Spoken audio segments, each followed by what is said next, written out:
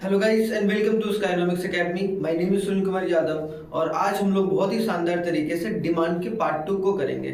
हम लोगों ने डिमांड का पार्ट 1 ऑलरेडी डिस्कस कर रखा है, तो आप लोग जाकर जरूर देखिए, तो वहां पर बहुत शानदार तरीके से उसके कॉन्सेप्ट को डिस्कस किया गया है।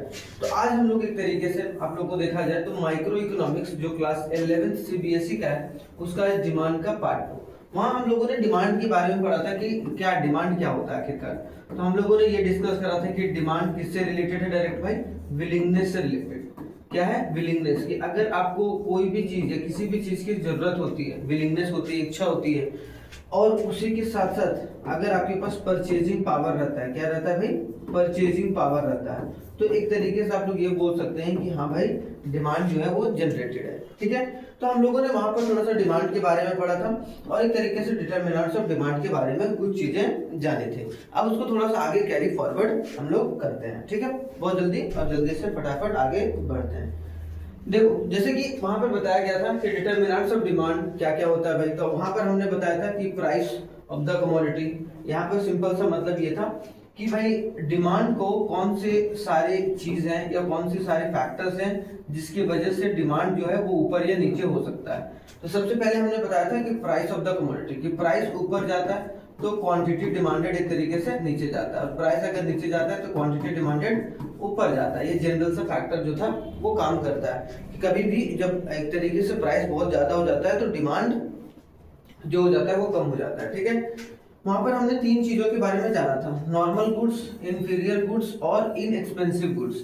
अगर आपका डिमांड जो है इनकम के हिसाब से अगर घट और बढ़ रहा है तो वो तीन गुड्स जो होंगे वो आपके जीवन में रहेंगे। जैसे कि मान लो कि अगर आपका इनकम एक तरीके से बढ़ रहा है, आप मान लो कि आपका इनकम बढ़ रहा है, तो जो नॉर्मल गुड्स है, नॉर्मल गुड्स का जो डिमांड है, जो सामान्य वस्तु या फिर बोला जाए जैसे क्लोथ हो गया, फूड हो गया, जो आमतौर या आम भरी जिंदगी में आप एक तरीके से इस्तेमाल करते हैं, तो भाई सिंपल सी बात है कि नॉर्मल गुड्स का जब इनकम या इनकम जब बढ़ेगा तो नॉर्मल गुड्स की डिमांड भी एक तरीके से बढ़ेगी, और जब इनकम किसी भी इंसान का कम होगा तो नॉर्मल गुड्स की डिमांड क्या होगी, एक तरीके से कम हो जाएगी। ठीक है, दूसरा चीज इंफीरियर गुड्स। इंफीरियर गुड्स मतलब हमने बोला था कि जो सस्ती, क्या है, जो सस्ती सामान है, ठीक है, जो एक तरीके से low quality of the goods ऐसे बोल सकते हैं। ठीक है, वैसे इसका हिंदी अगर देखो तो घटिया वस्तु होता है, ठीक, घटिया सामान।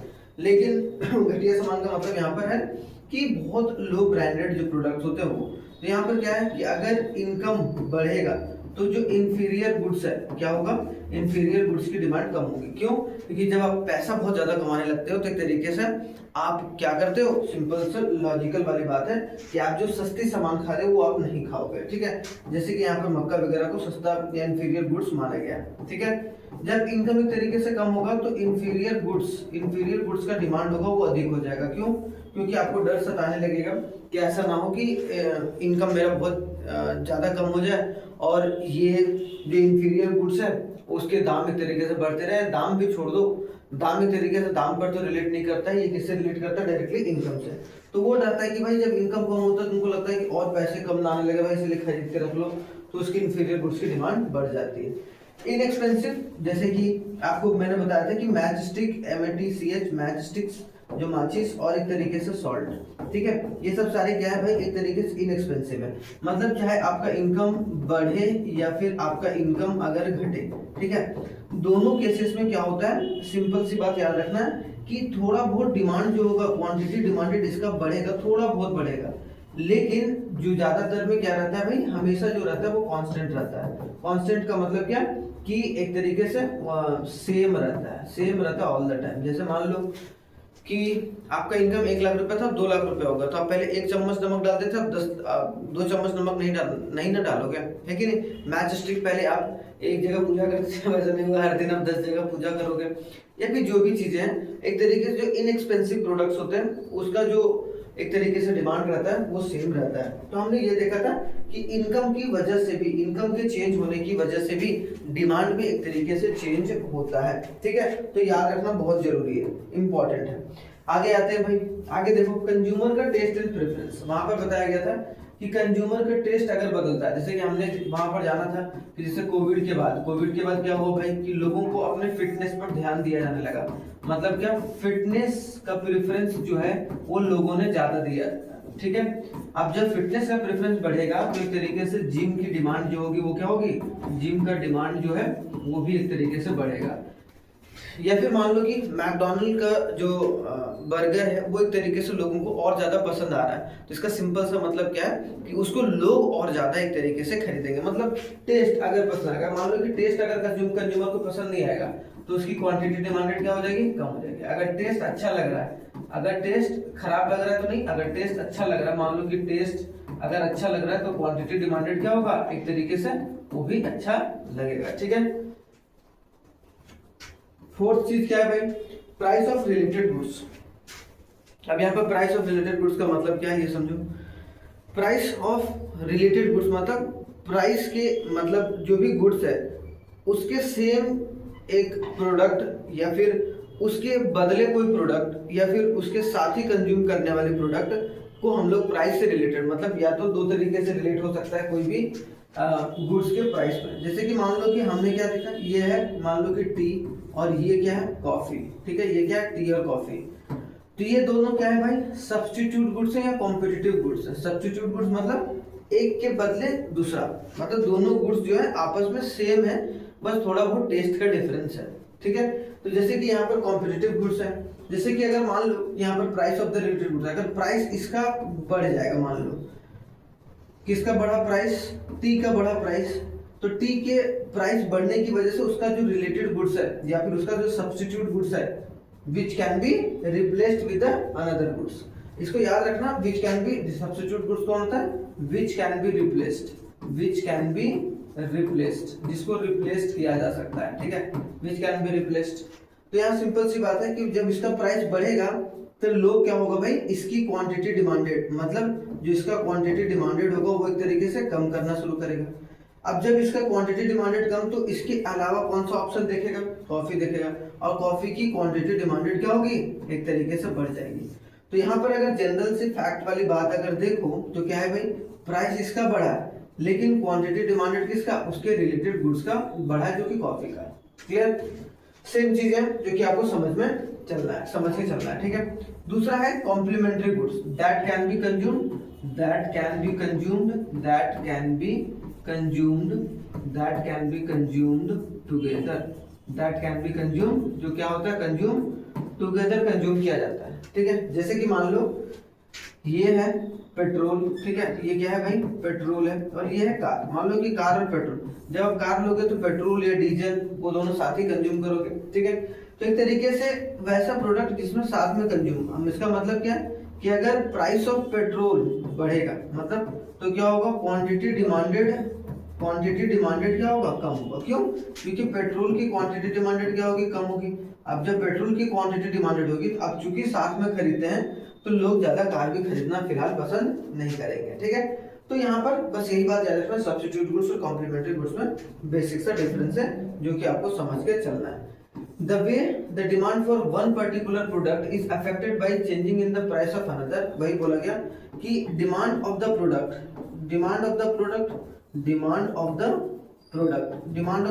क्या है, अफेक्ट कर रहे हैं ना, अफेक्ट कर रहे हैं, किसकी वजह से भाई अफेक्ट कर रहा है भाई, प्राइस ऑफ। ठीक है, demand of the one product affected by the price of another. ठीक है, एक प्रोडक्ट के प्राइस के बढ़ने और घटने की वजह से दूसरे प्रोडक्ट के डिमांड में कुछ इफेक्ट हो रहा है। ठीक है, that is known as cross price effect. उसको हम लोग क्या बोलेंगे भाई, याद रखना, या फिर क्रॉस डिमांड बोल लेंगे, ठीक है, या फिर हम लोग क्या बोलेंगे, क्रॉस प्राइस इफेक्ट बोलते हैं। क्रॉस प्राइस इफेक्ट या फिर क्रॉस डिमांड हम लोग बोल के चल सकते हैं। क्लियर, यहाँ तक आई होप सो ये चीजें क्लियर होंगी। यहाँ पर क्या सिंपल सी बात है, हम लोग क्या पढ़ रहे हैं, डिटरमिनेंट्स ऑफ डिमांड, कि किन चीजों की वजह से यहाँ पर डिमांड में चेंजेस होती हैं। पांचवा चीज बहुत इंपॉर्टेंट है, कंज्यूमर का एक्सपेक्टेशन। अब मान लो ये कंज्यूमर है, टॉनी है, मान लो कि क्या है, ये टॉनी है, और ये क्या है भाई, ये है सोहिनी है। ठीक है, अब सिंपल सी बात है, दोनों क्या सोच रहे हैं भाई, थिंक कर रहे हैं, या फिर यहाँ पे बोला जाए दोनों क्या थिंक कर रही है भाई, दोनों ये थिंक कर रही है या फिर थॉट ला रही है क्या, कि टोनी ये बोल रहा है कि भाई आने वाले समय में ना जो है, मान लो कि ये क्या खरीदना चाह रहा है भाई, फ्रिज खरीदना चाह रहा है। ठीक है, फ्रिज खरीदना चाह रहा है। अब ये बोल रहा है कि आने वाले समय में जो प्राइस होगा वो बढ़ेगा। एक्सपेक्टेशन क्या है? एक्सपेक्टेशन ये है कि फ्यूचर जो प्राइस है, फ्यूचर जो प्राइस है वो क्या होगा? फ्यूचर प्राइस या तो बढ़ेगा या तो फ्यूचर प्राइस घटेगा। तो ये क्या सोच रहा है कि फ्यूचर प्राइस बढ़ेगा, तो फ्यूचर में प्राइस बढ़ेगा तो अभी क्या करेगा? क्वांटिटी डिमांडेड अभी क्या होगा? ज्यादा खरीद के रखेगा। सिंपल सी बात है। तो इसका मतलब जब अगर कोई एक्सपेक्टेशन कर रहा है कि फ्यूचर में प्राइस अगर बढ़ेगा तो इसका सिंपल सा मतलब है कि उसमें क्वांटिटी डिमांडेड क्या होगा? अभी फिलहाल ये प्रेजेंट में क्या होगा? ये प्रेजेंट में क्या होगा? एक तरीके से बढ़ जाएगा कि और आगे प्राइस बढ़ जाएगा तो अभी खरीद के रख लो, है कि नहीं? सिंपल सी बात है।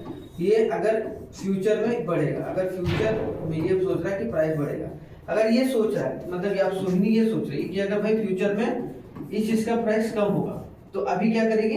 अभी बिल्कुल नहीं खरीदेंगे, अभी क्वांटिटी डिमांडेड क्या हो जाएगा? कम हो जाएगा। देख रहे हो, क्वांटिटी डिमांडेड क्या हो रहा है? कम हो जा रहा है। अब क्वांटिटी डिमांडेड कब कम हो रहा है भाई? जब प्राइस ये सोचा जा रहा है कि प्राइस एक तरीके से आने वाले समय में क्या होगा? कम होगा। जब प्राइस कम होगा ऐसा सोचा जा रहा है तो हम लोग डायरेक्टली बोलेंगे क्वांटिटी डिमांडेड एक तरीके से कम परचेज किया जाएगा फिलहाल। तो यहाँ पर हमने देखा कि किन किन चीजों की वजह से जो क्वांटिटी डिमांडेड है वो चेंज हो रहा है। ठीक है, यहाँ तक क्लियर हो गया? कोई दिक्कत नहीं, कोई परेशानी नहीं? ठीक है, अब आगे बढ़ा जाए भाई। नेक्स्ट क्या है ये समझो। डिमांड का फंक्शन क्या है? What do mean by the demand function? अब डिमांड किस तरीके से फंक्शन करता है उसको समझना और उसको जानना बहुत जरूरी है कि नहीं? अब यहाँ पर समझने वाली बात है demand function. A demand function is the state, the relationship between the demand for a product and its determinants। क्या बोला गया कि जो डिमांड फंक्शन है वो रिलेशन किसके पीछे बताता है भाई? Demand of the product, demand of the product and it's determinants, ठीक है, एंड इट्स डिटर्मिनेंट्स। ठीक है, तो याद रखना कि जो भी डिमांड का इफेक्ट होता है, ठीक है, उसके डिटरमिनेंट्स की वजह से, चाहे प्राइस हो जाए, चाहे रिलेटेड गुड्स का प्राइस हो जाए, चाहे वो सब्स्टिट्यूट गुड्स की वजह से हो, चाहे कॉम्प्लीमेंट्री गुड्स की वजह से हो, ठीक है कि नहीं? तो उन दोनों के रिलेशन को ही हम लोग एक तरीके से क्या बोलते हैं? डिमांड फंक्शन बोलते हैं। अगर इसको डिमांड फंक्शन को डिनोट करना हो तो क्या होगा भाई? सारी चीजों से, जैसे कि मान लो कि पी का मतलब क्या indicator? Price of all other commodity, price की वजह से। वाई का मतलब क्या है? इनकम की वजह से। टी का मतलब क्या है? टेस्ट की वजह से। ई का मतलब क्या है? एक्सपेक्टेशन, फ्यूचर एक्सपेक्टेशन की वजह से डिमांड में चेंज होता है। ये सब सारे क्या है? एक तरीके से आपको देखने को मिलेंगे। ये सब क्या है? डिटरमिनेंट्स है जिनकी वजह से जो डिमांड होता है उनमें कोई चेंजेस आता है। अब डिमांड का चेंजेस बहुत इंपॉर्टेंट है। वाई का मतलब क्या? Distribution of income. इनकम का डिस्ट्रीब्यूशन कैसा है भाई? जी मतलब गवर्नमेंट पॉलिसी, गवर्नमेंट जो टैक्स वैक्स बढ़ा रही है घटा रही है तो उसका भी इफेक्ट जो होता है वो डिमांड के ऊपर पड़ता है। तो ये सब सारी चीजें एक तरीके से डिमांड फंक्शन से रिलेटेड है। अब कोई भी बोलेगा what do you mean by demand function? The relationship between the demand and its determinants is known as the demand function. जो उसके डिमांड और डिमांड ऑफ द प्रोडक्ट और उसके जो डिटरमिनेंट्स हैं, जितने भी डिटरमिनेंट्स हैं, उनके बीच के रिलेशन को ही हम लोग डिमांड फंक्शन बोलते हैं। ठीक है, क्लियर कट समझ में आ गया? चलिए, आई होप सो यहाँ तक क्लियर होगा। देख लीजिए एक बार आगे देखा जाए लॉ ऑफ डिमांड क्या होता है। तो as per the law of demand, simple सी बात है कि डिमांड का मतलब क्या होगा भाई? The law of demand shows the functional relationship between the price and the quantity demanded of the commodity. याद रखना कि क्या डिमांड ऑफ द प्रोडक्ट अगर बोला जाए यहाँ पर, सिंपल सी बात है कि प्राइस और जो quantity demanded, price and quantity demanded के बीच के रिलेशन को वहां पर क्या था? डिमांड फंक्शन, सारे डिटरमिनेंट्स थे। यहाँ पर सिर्फ प्राइस और क्वांटिटी डिमांडेड के बीच के रिलेशन को जो डिनोट करता है उसको हम लोग क्या बोलते हैं? उसको डिनोट करता है उसको हम लोग बोलते हैं डिमांड। ठीक है, क्या बोलेंगे उसको? डिमांड। उसको बोलेंगे हम लोग लॉ ऑफ डिमांड। ठीक है, याद रखना उसको क्या बोलेंगे? Law of demand. डिमांड का जो नियम है, क्लियर? याद रखना इंपॉर्टेंट है। इसमें all other thing remain constant. All other या फिर अदर डिटरमिनेंट्स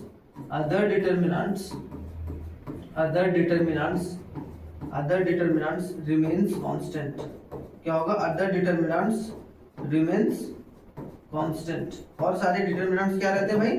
कांस्टेंट रहते हैं। इसका मतलब सिंपल सा लॉजिक क्या है कि अगर देखा जाए जब प्राइस एक तरीके से बढ़ रहा है तो क्वांटिटी डिमांडेड क्या हो रहा है? कम हो रहा है।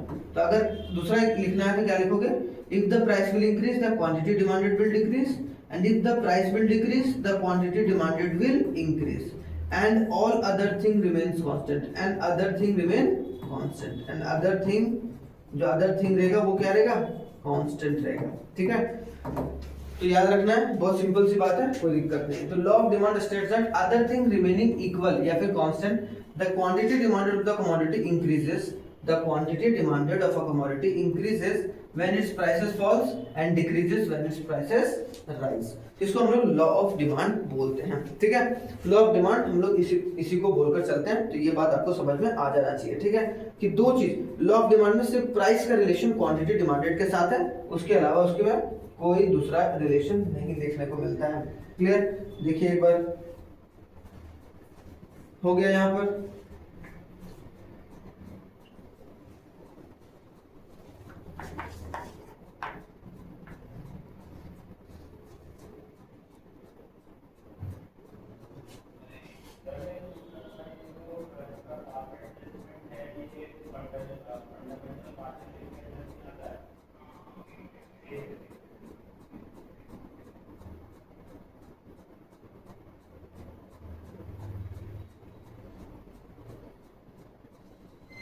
ठीक है, ये समझ में आ गया। अब चलिए आगे देखते हैं थोड़ा सा। नेक्स्ट में क्या है, लॉ ऑफ डिमांड कौन से एजम्पशन पर बेस्ड है। तो अभी जैसे कि हमने बताया कि लॉ ऑफ डिमांड में क्या होता है भाई, प्राइस बढ़ता है तो क्वांटिटी डिमांडेड एक तरीके से घट रहा है, और जो प्राइस घट रहा है उसमें क्वांटिटी डिमांडेड क्या हो रहा है, बढ़ रहा है, और सारी चीजें कांस्टेंट है। कौन कौन सी चीजें कांस्टेंट है भाई, there should be no change in the income, income में कोई भी चेंज नहीं होना चाहिए। There should be no change in the taste and preference, taste और प्रेफरेंस में भी कोई चेंज नहीं होना चाहिए, ठीक है। Price of the related commodities, जैसे कि मान लो कोई भी उसका सब्स्टिट्यूट नहीं होना चाहिए, और कोई भी उसका कॉम्प्लीमेंट नहीं होना चाहिए। क्या नहीं होना चाहिए, कोई भी उसका सब्स्टिट्यूट नहीं होना चाहिए, कोई भी उसका कॉम्प्लीमेंट नहीं होना चाहिए, ठीक है। The commodity should be a normal commodity, commodity क्या होना चाहिए, नॉर्मल कमोडिटी होना चाहिए। Size of the population and the age composition of the population should not change, size of the population और उसके एज के कंपोजिशन में कोई भी चेंजेस नहीं होनी चाहिए। डिस्ट्रीब्यूशन ऑफ इनकम, जो इनकम में जो भी डिस्ट्रीब्यूट किया जा रहा है लोगों के बीच में, उसमें भी कोई चेंज नहीं होना चाहिए। And there is no expectation of the change in the price in the future.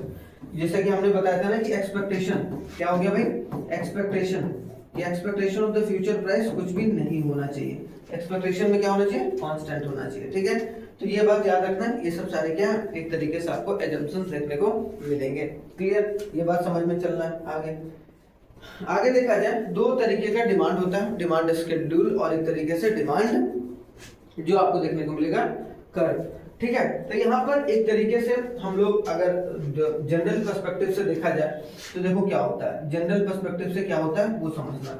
General perspective से होता है कि डिमांड को हम लोग दो तरीके से डिनोट करते हैं, ठीक है। डिमांड को हम लोग किससे, दो तरीके से, एक होता है डिमांड शेड्यूल, एक होता है डिमांड कर्व। क्या होता है भाई, एक होता है हमारा क्या होता है, डिमांड शेड्यूल होता है, क्या होता है, सिंपल सी बात है, डिमांड शेड्यूल, और एक होता है डिमांड कर्व, ठीक है, डिमांड कर्व। तो यहाँ पर बेसिक्स है, दोनों इंपॉर्टेंट है एग्जाम पॉइंट ऑफ व्यू से, ठीक है। डिमांड शेड्यूल हमेशा जो होता है, शेड्यूल कहीं भी लिखा आ गया ना तो हम लोग उसको हमेशा क्या टेबुलर फॉर्म में डिनोट करते हैं, ठीक है। डिनोटेड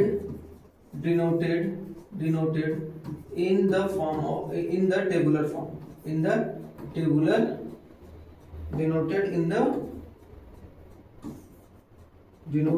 द टेबुलर फॉर्म, ठीक है। किसमें डिनोट करते हैं भाई, टेबुलर फॉर्म। और जो डिमांड कर्व होता है उसको हम लोग डिनोटेड इन अ ग्राफिकल फॉर्म, ठीक है, डिनोटेड इन अ ग्राफिकल फॉर्म। इसको हम लोग किसमें, ग्राफिकल फॉर्म में डिनोट करते हैं। किसमें डिनोट करते हैं भाई, ग्राफिकल फॉर्म में। इसका सिंपल सा मतलब क्या है ये समझना कि यहाँ पर क्या बोला है कि डिमांड शेड्यूल भी दो तरीके का होगा, एक होगा मार्केट डिमांड शेड्यूल, ठीक है, एक होगा मार्केट डिमांड शेड्यूल, और एक होगा इंडिविजुअल डिमांड शेड्यूल। क्या होगा भाई, एक होगा individual demand schedule, individual demand schedule. क्या होगा, इंडिविजुअल डिमांड स्केड्यूल। ठीक है, समझ में आ गया। मतलब एक इंसान का जो डिमांड है वो किस तरीके से हो रहा है, और अगर उसको हम लोग टेबल के फॉर्म में डिनोट कर रहे हैं, आगे बताऊंगा अभी, तो उसको समझ में आएगा। मार्केट में क्या होगा, अगर हम लोग सारी जितने भी लोग डिमांड कर रहे हैं, अगर उनके डिमांड को अगर हम लोग टेबुलर फॉर्म में डिनोट कर दिए तो वो क्या हो जाएगा, मार्केट डिमांड स्केड्यूल।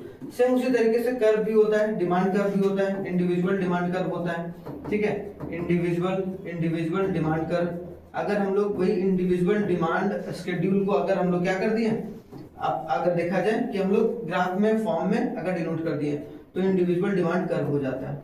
अगर उसी को हमने क्या कर दिया, मार्केट के फॉर्म में कर दिया, मतलब क्या, मार्केट डिमांड स्केड्यूल को अगर हम लोग ग्राफ में डिनोट कर दिए तो उसको क्या हो जाएगा, मार्केट डिमांड कर्व हो जाएगा। ठीक है, तो ये बात याद रखना बहुत इंपॉर्टेंट है, जो कि समझ के भी चलना है। क्लियर, ये बात समझ में आ गया कि दो शेड्यूल होता है, कर्व होता है। ठीक है, अब देखो डिमांड शेड्यूल क्या होता है। Demand schedule is a tabular statement. क्या है, डिमांड शेड्यूल एक टेबुलर स्टेटमेंट है जो शो करता है different quantities of a commodities that would be demanded eight a different prices during a given period. कि जितना भी या जिस भी प्राइस पर जितना भी कमोडिटी डिमांड किया जाएगा जिस भी टाइम पीरियड में, जो भी गिवन टाइम पीरियड है, अगर उसको हम लोग एक तरीके से टेबुलर स्टेटमेंट में डिनोट कर रहे हैं, दैट इज कॉल्ड द, एक तरीके से हम लोग बोल सकते हैं कि वो क्या है, डिमांड शेड्यूल है। तो यहाँ पे दो तरीके का, एक होता है इंडिविजुअल डिमांड शेड्यूल और एक होता है मार्केट डिमांड शेड्यूल। अब यहाँ पर समझने वाली बात है कि इंडिविजुअल डिमांड शेड्यूल का मतलब क्या होता है। पहले मैं ग्राफ के साथ, मैं ये टेबल के फॉर्म में होता है, ठीक है, टेबुलर फॉर्म में डिनोट करता है पहले। जैसे कि मान लो कि अगर एक राम है, ठीक है, अब राम क्या कर रहा है भाई, प्राइस है, कोई प्राइस है और इधर क्वांटिटी डिमांडेड है। ठीक है, तो प्राइस और क्वांटिटी डिमांडेड को हमने क्या करा, देखो यहाँ पर टेबल के फॉर्म में डिनोट कर रहे हैं ना। देखो ये प्राइस अगर 5 है तो क्वांटिटी डिमांडेड मान लो कि 10 है। जैसे ही प्राइस 3 हुआ, क्वांटिटी डिमांडेड कितना हो गया, 15 हो गया। जैसे ही 2 हुआ वैसे ही क्या हो गया, 20 हो गया। तो हम लोग इसको क्या कर रहे हैं, राम जो डिनोट कर रहा है या फिर राम जो जिस प्राइस पर जितना भी क्वांटिटी डिमांड कर रहा है, अगर उसको हम लोग टेबल के फॉर्म में डिनोट कर दें, किसके फॉर्म में डिनोट कर रहे हैं भाई, टेबल के फॉर्म में, तो हमारा क्या हो जाएगा, इंडिविजुअल डिमांड, क्योंकि ये एक बंदा इंडिविजुअल है। ठीक है, तो individual demand schedule is the table which shows a various quantity of a commodity, कि जितना various quantity of a commodity जो भी that would be purchase eight a different prices, जो भी डिफरेंट प्राइसेस पर जो भी वेरियस क्वांटिटीज खरीदे गए by an individual household और एन इंडिविजुअल कंज्यूमर और अ कंज्यूमर। देख लो, या तो एक घर वाले ने जितना खरीदा और एक कंज्यूमर ने जितना खरीदा, जो भी गिवन टाइम पीरियड है उसको हम लोग इंडिविजुअल जो बोलेंगे, क्या बोलेंगे, इंडिविजुअल डिमांड शेड्यूल बोलेंगे। क्लियर, अब आते हैं दूसरा, मार्केट डिमांड शेड्यूल क्या होता है। अब इसी तरीके से मान लो कि बहुत सारे हाउस होल्ड है भाई, जैसे कि मान लो कि राम है, ठीक है, उसी तरीके से आपका देखने को मिलेगा श्याम है। ठीक है, राम है, श्याम है, तो राम को हम लोग यहाँ पर ले लेते हैं भाई, यहाँ प्राइस ले लेते हैं और यहाँ पर ले लेते हैं कि राम का मतलब कि राम कितना क्वांटिटी डिमांड किया, क्वांटिटी डिमांडेड बाय राम। ठीक है, तो यहाँ क्वांटिटी डिमांडेड बाय श्याम। ठीक है, क्वांटिटी डिमांडेड बाय श्याम। ठीक है, यहाँ पर हो गया। और इधर हम लोग लेते हैं मार्केट डिमांड, इसको क्या लेते हैं, मार्केट डिमांड। क्योंकि भाई यहाँ पर सिंपल सी बात है, एक बात समझनी है, क्या समझनी है हम लोगों को एक ही चीज समझनी है कि यहाँ पर हमने लिया है सिर्फ दो, मान लो कि इकोनॉमी में 2 हाउस होल्ड है, वैसे बहुत सारे हाउस होल्ड है तो बहुत सारे हाउस होल्ड हो जाएंगे। क्लियर, तो मान लो कि जब 5 रुपया प्राइस था, प्राइस तो सबके लिए सेम रहता है, तो इसने मान लो कि 10 क्वांटिटी खरीदने का सोचा, ठीक है, या फिर 40 सोचा, इसने 30 सोचा। अब यहाँ पे मान लो कि जैसे ही प्राइस 3 रुपया हुआ तो इसने क्वांटिटी क्या किया, बढ़ा दिया, तो इसने क्या हो गया, 50 हो गया, इसका क्या हो गया, 40 हो गया। जैसे ही क्वांटिटी क्या हो गया, 2 मतलब प्राइस 2 हो गया, इसने क्या कर दिया, 70 कर दिया, और इसने क्या कर दिया, 50 कर दिया। ठीक है, तो ये बात समझना है। और इसको हम लोग किसके फॉर्म में, टेबल के फॉर्म में डिनोट कर रहे हैं, किसके फॉर्म में डिनोट कर रहे हैं, टेबल के फॉर्म में। क्लियर, अब यहाँ पर समझो, समझने वाली बात क्या है कि यहाँ पर बोला गया मार्केट डिमांड, तो मार्केट में कितने हैं, 2 हैं, तो दोनों को क्या कर देंगे, प्लस।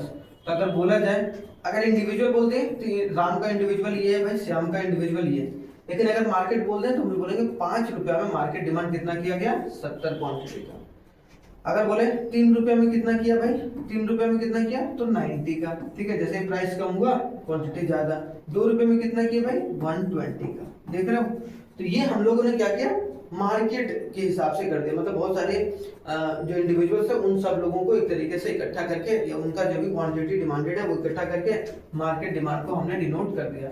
यहाँ क्या बोला भैया, market demand schedule is a table, एक टेबल है जो शो करता है वेरियस क्वांटिटी ऑफ कमोडिटी, कि जितनी भी वेरियस क्वांटिटी ऑफ कमोडिटी जो कि एक तरीके से बाय की गई है, किसके द्वारा, ऑल द बायर्स और consumers are willing to purchase, कि जो भी परचेज करना चाह रहे हैं डिफरेंट प्राइसेस पर during a given period of time.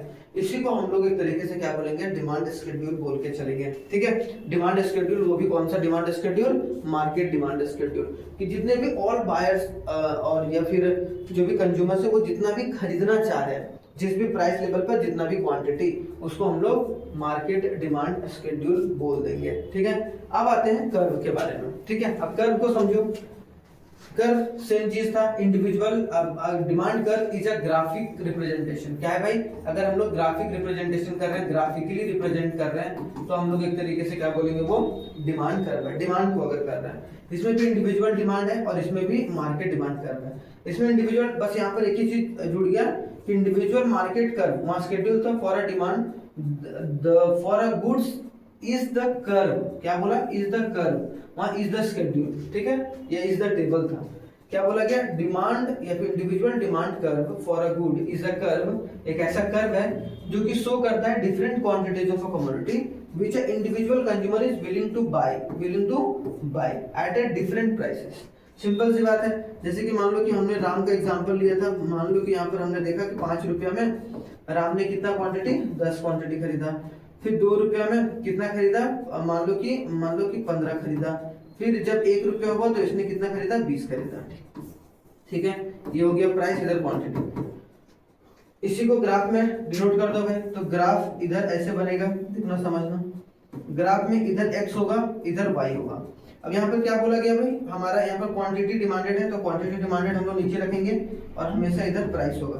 तो प्राइस 1 2 5 है, तो प्राइस 1 रखते हैं, 2 रखते हैं और 5 रखते हैं। एक प्राइस था तब कितना था भाई, 20 था।